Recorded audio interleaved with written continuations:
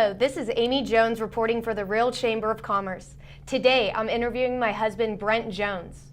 Brent Jones is the majority owner and president of Real Water, a national premium bottled water. President of Real MMA, former state Nevada assemblyman, and co-founder and president of the Real Chamber of Commerce. So Brent, why did you start the Real Chamber of Commerce? Well, honey, Aimee, as assemblyman, well, first of all, I got involved in politics because I saw that Nevada was becoming more like California, which is not a good thing.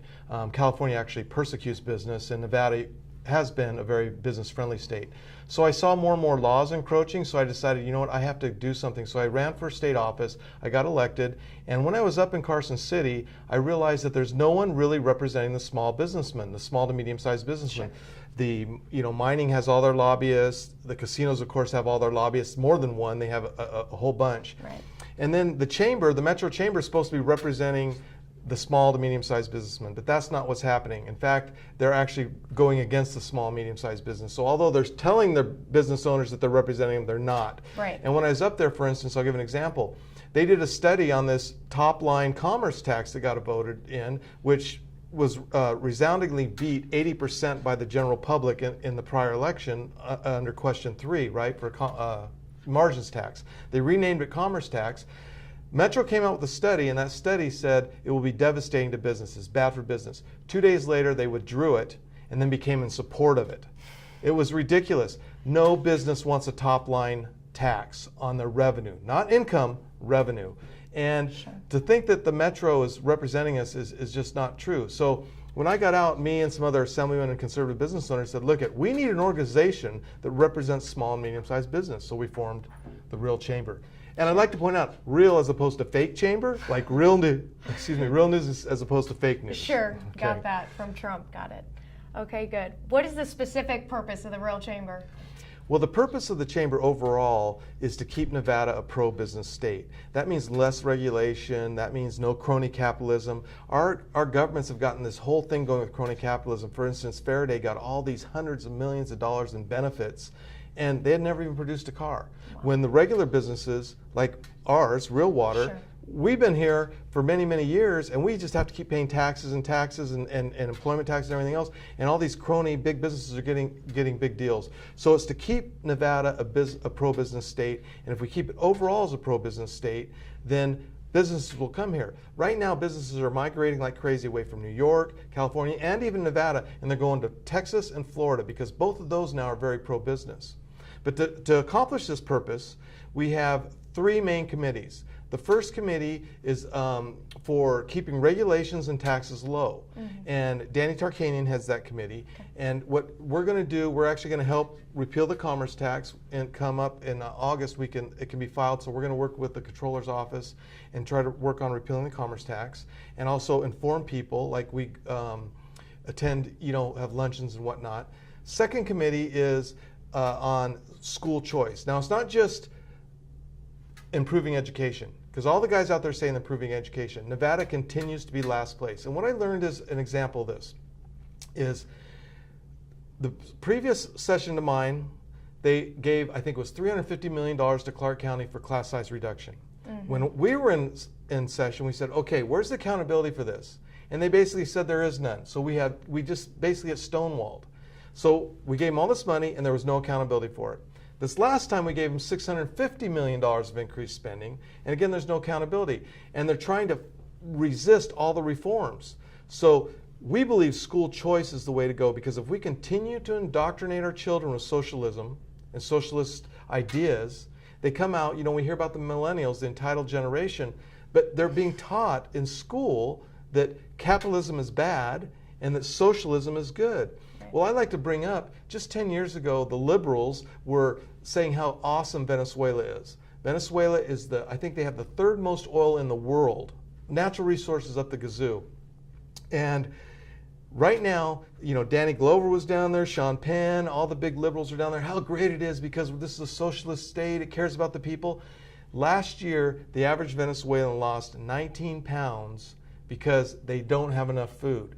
They don't have toilet paper. They don't have the necessities of living because socialism doesn't work. History has shown us time and time again, socialism does not work. So we believe that school choice is the way to go. And we had this ESAs, which stands for Educational Savings Accounts. We approved that in our legislative session. It got challenged by the courts and the ACLU and the teachers union. It went all the way to the Supreme Court. The Supreme Court said, yes, it's legal under our Constitution. However, it needed to be funded in a specific way.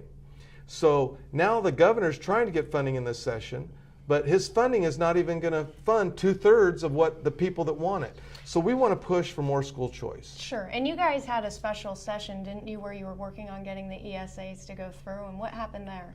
Well, the last special session that we had, which was my final session, when we approved the Raider Stadium and the new convention center, right, a number of us conservatives were saying, look, we need to fund these ESAs now because the court had come down, and we were all ready to vote. We had a majority, and we could have easily done it, but the governor's office would not allow it. And in fact, we were trying to hold out, but he kept checkmating us, and we didn't end up funding the ESAs. Now the Democrats control the legislature, and they're fighting like they don't want to fund it at all because they get all the money from the teachers union. Sure. So they claim that school choice is bad, but the reality is school choice helps the most the lower level of society. I don't want to say lower level, but the less advantaged, because it gives them choice, and choice always, the free market always raises the tide, so to speak. Sure. And the third committee is election integrity. It doesn't matter how hard we work if we don't have clean elections. I don't believe our elections. I believe there's big time problems going on in our elections. And it's funny how all the swing states in the whole country swung hard to Trump when nobody believed it. Right. And ours is the only state that went the other way. We lost the legislature. Trump, we didn't vote for Trump. We lost our senator. We lost everything, went to the Democrats. And yet, that doesn't make really sense compared to the West of the country of swing. Well, yeah, and we went to some of those rallies, and they were completely filled up for the Trump rallies, and you're hearing about the Hillary Clinton rallies, and they couldn't even fill up an auditorium, a gymnasium at a high school where there were thousands of people and thousands of people getting turned away at these rallies. At Trump's rallies, right. Exactly. Hillary couldn't even fill up a gymnasium. Trump was having thousands turned away because it was so full. Yeah, it doesn't make sense. Yeah. So it doesn't matter how hard we work, if our elections are not honest, then it won't work. Right. I know we experienced something with you yourself when we went to vote in the general election. Right. Somebody had already voted for you. Right. And the name was wrong, and they changed your date of birth, but they left our address and everything else, which was funny because we voted in the primary and it was no problem. We hadn't moved. I mean, I'm the sitting assemblyman for that district, and then all of a sudden somebody had voted for you. Sure. And of course we reported it, but it just, they made up excuses. Oh, there's lots of people. And they hit the wrong button is actually what they said. Yes, it was just a joke. But yeah, so we know that happened to us. And so we've got to really get our elections under control here if we don't want to become California. Yeah, I agree with you 100%. Okay. Why would a business want to join the Real Chamber? Okay, a business, here's, again, because we're not being represented up in Carson City, and we have all these issues where we're becoming rapidly a not pro-business state. I mean, even in this legislative session, they want to raise minimum wage to $15. They want to make every business have a breastfeeding room, even if they don't have milk or mothers that are expressing milk. And if you don't have this breastfeeding room, then you're fined $5,000. They want to make it to where every 30 hours of pay gets a paid sick day. So that means you'll get a week and a half paid sick leave every year. They want to, the list just goes on. So what happens is the Democratic legislatures, what they do in the name of helping the people, which in reality is driving businesses out of business, us doers, the people that actually create businesses, we just run faster on the treadmill or the hamster wheel because we just keep up with our heads down. We got to work our business, Right. Well, at some point, we've got to say, you know what, we have to step off and start fighting back. Otherwise, we're going to lose everything. And we're really getting to that point in our society where we have got to step off the treadmill or the hamster wheel and say, we've got to start fighting back. So the main reason is this chamber is going to represent you, small business. We're going to fight back to try to keep our state a pro-business state and keep all these onerous regulations from keep coming down. We as business owners, we know how hard it is. I mean, you're worried that you have competition, you have employee issues where stuff's getting messed up. You have shipping issues. You have all kinds of stuff constantly. And then add on that OSHA, the fire department. And we're here to help you. We're here in the name of help. Oh, that's Ronald Reagan's famous. Yeah. We're here from the government. We're here in the name of help. Yeah, and we're here to help. And that's the opposite, actually. So with all those other problems we have, not counting government adding on top of it, of course, it just harms business. So we need to have an entity that truly represents us and pushes for pro-business environment in the state. So that's why it's so important to join. It's easy just to stay focused on your business. Stay focused on your business. But if you want it to change and have you the true opportunity to go, we've got to get involved with something like the Real Chamber. We've got to come together. The Democrats all just follow what they're told. Unfortunately, business owners are all independent-minded and they're all doing their own thing. Well, if we do not come together as a group, Abraham Lincoln, I said, united we stand, divided we fall. It's the same thing with businessmen. We've got to come together and have a strong voice, otherwise we're going to fall. So that's why it's very important that people join the chamber. Exactly. So how is the Real Chamber going to get the message out, and how is it going to be effective by doing that? Okay, first of all, we're testifying at hearings, which against the Democratic legislature doesn't really have much say. But the thing is, we got to get the word out. So we're doing a lot of videos such as this that we have run viral, and they get out on Facebook and whatnot, and they get a lot of views that way. We have special events. We have events like Tommy Loren coming up. Right. We have Tommy Loren who's coming, who's a really well-known conservative firebrand. We have events like with Wes Duncan, who's Assistant Attorney General right now. And sure. I understand he has aspirations to run for Attorney General. And we had like Jim Marchant just recently had an event where he gave a legislative update to business owners. So we're doing that. We're doing a lot of emails to get information out, the special events and whatnot. So the thing is distribution of information. We have to inform people, and we're using a lot of social media to do that, and events to let the and I don't say the regular, that doesn't sound good. We're using a lot of social media and events to get the word out so that people can become aware of the issues and know what's going on. Sure. Okay. So let me ask you this, Brent. What kind of response have you been getting from different business owners that you've been meeting with as far as joining the Real Chamber of Commerce? Well, it's been very enthusiastic because I understand the Metro's been going down in its membership. Excuse me. It's been very enthusiastic. As we understand, the Metro's membership's been going down dramatically.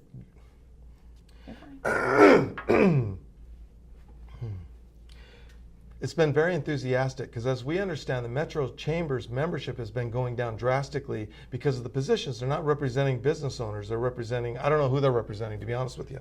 Sure. So people are excited. Also, when we just tell them what's going on, they become amazed that they can't believe it because they're under the impression that Metro does represent them. But when we show them that Metro's not representing, for instance, when we were testifying on the $15 an hour, Frierson, who's the main guy at the assembly right now, was asking the gentleman representing Metro, so I don't understand, are you guys against this bill or are you for this bill? Are you against it in concept or what is it? And the guy just was stammering, saying, well, we just want a seat at the table. They're not aggressively saying, no, sure. $15 an hour is going to destroy businesses. It's going to hurt the restaurant business dramatically, as it's done in other states. It's proven. Right. When you raise about 15-20% of businesses, restaurants go out of business, and other people start moving out of the city and state. So when people understand the issues, they become very fired up and interested. I'd like to point another thing out too, is we have a big presence on the radio. We do a lot with Kevin Wall, AM 790, and he gets the word out as well. It seems like the Chamber has a really ambitious plan. Where would you send people to go to get more information on this if they want to sign up? Well, it's very easy. Just go to our website, and it has all the contact information there, but it's realchamberofcommerce.com. It's realchamberofcommerce.com. That's realchamberofcommerce.com. It's a little long, but it's very easy to understand. realchamberofcommerce.com. Okay, well, thank you for meeting with me today, Brent. Thank you for having me. Absolutely. She is the most fascinating woman in the world. In her presence, wild animals display intelligent talents. Elvis impersonators impersonate her. The king of the jungle bows at her feet. I always drink water, and when I do, I fancy real water. Stay hydrated, my friends.